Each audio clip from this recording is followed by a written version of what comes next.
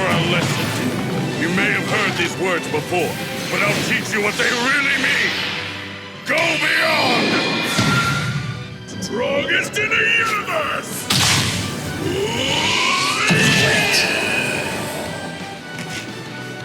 Yeah! Welcome back to another episode of The Bargain Bin. My name is Pri, he is Lorenzo, and today we're here to walk you through our Tekken 8 experiences to help you decide if Tekken 8's a bargain win or if it needs to wait for you back in the bargain bin. Let's get into it. The first Tekken game was released in 1994 and has been growing in popularity ever since. On January 26, 2024, Tekken 8 finally got its turn to step into the ring, tornado kicking Street Fighter VI's launch weekend sales in just one day. Game producer Katsuhiro Harada and Michael Murray showcased that this installment would be more aggressive than its predecessor, and demonstrated the faster-paced gameplay and stunning visuals.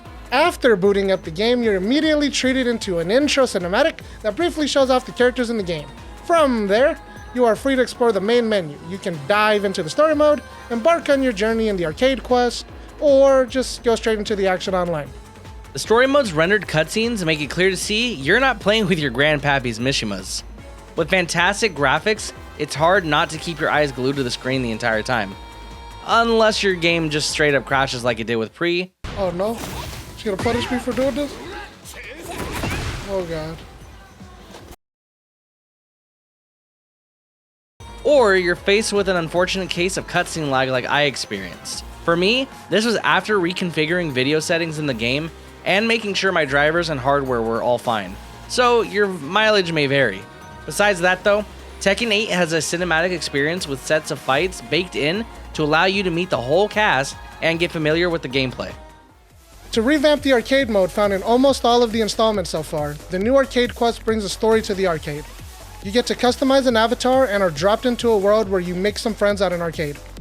After a few tutorial matches, you are teed up in a self-contained story to take down the other arcade goers, played by CPUs, and whoop this douchebag named Orochi. You will then move around from arcade to arcade until you reach the final round, and face off against Orochi in the Tekken World Tour. You will even get to see the Tekken God Harada himself shoutcasting the tournament. I'm very upset. Shut up! Shut up! Shut up and sit the head down! And don't ask me for shit. In Arcade Quest, you're introduced to the new Ghost Mode that uses AI technology to simulate top players, friends, or anyone you encounter in the fight lounge. I think it's neat to simulate people at different skill levels to help prepare those that are too anxious to face real people online. After facing top level ghosts, we think the AI is a bit too simple, not really being creative with its strings and becoming too predictable. However, with more player data and time, the AI does have a bright outlook to improve over time. Another newly added feature is the Tekken Fight Lounge, and it looks phenomenal. The world doesn't feel empty, and each area serves a purpose to further immerse yourself in your Tekken experience. You shop for clothes in the shop, you practice your combos in the Tekken Dojo, you prove your strength in the battle arena, and end the day by hanging out with friends on the beach playing Tekken Ball. There are a ton of customization options for your avatar, and you can set up your personal customizations for characters here as well. The battle area has arcade cabinets you can interact with to put you into practice mode, or put you in the queue for quick and ranked matches. There are also these purple machines for group matches against players from nearby cabinets. If the walk seems too far, however, you can always just queue up from wherever you are via the pause menu.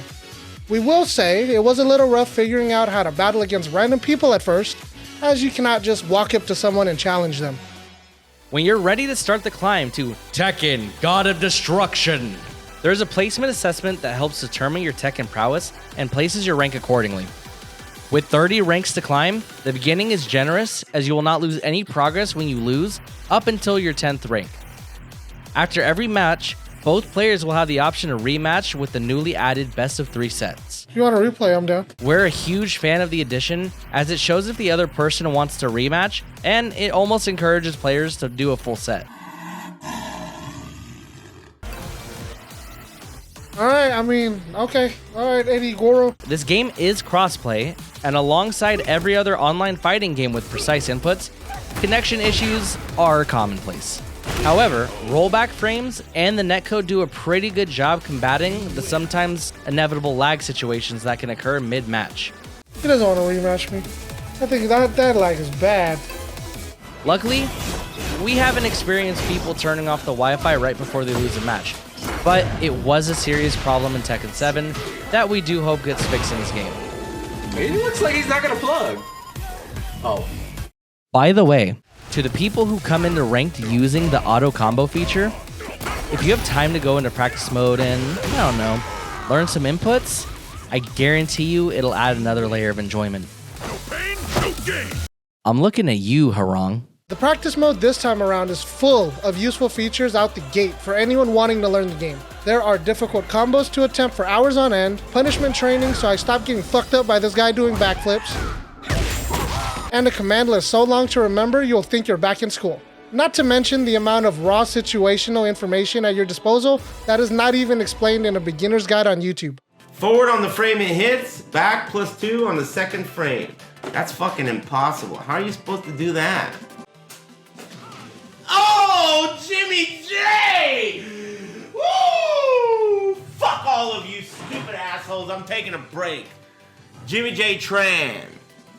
The game itself does not do a good job explicitly telling you how everything in these practice menus work. But the new replay system is incredibly helpful for these situations with small tips to nudge you in the right direction.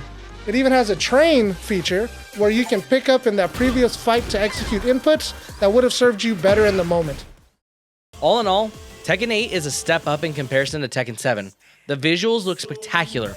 The heat system continues to push towards faster rounds, and the new Fight Lounge is a great addition to the online experience. If you're looking to be the next professional esports star, the rank system is always rough for new players, so don't get discouraged as the more experienced players climb to their rank. To close us out, let's see if we can answer the question, who would I recommend this game to? If you're a fan of the series, someone who wants to get into the current fighting game in rotation, or want to dance on people as a bear, this game is definitely for you. As for our rating, we highly recommend picking up the game as it is nothing short of a bargain win. Thank you so much for watching, and we will see you in the next video. See ya!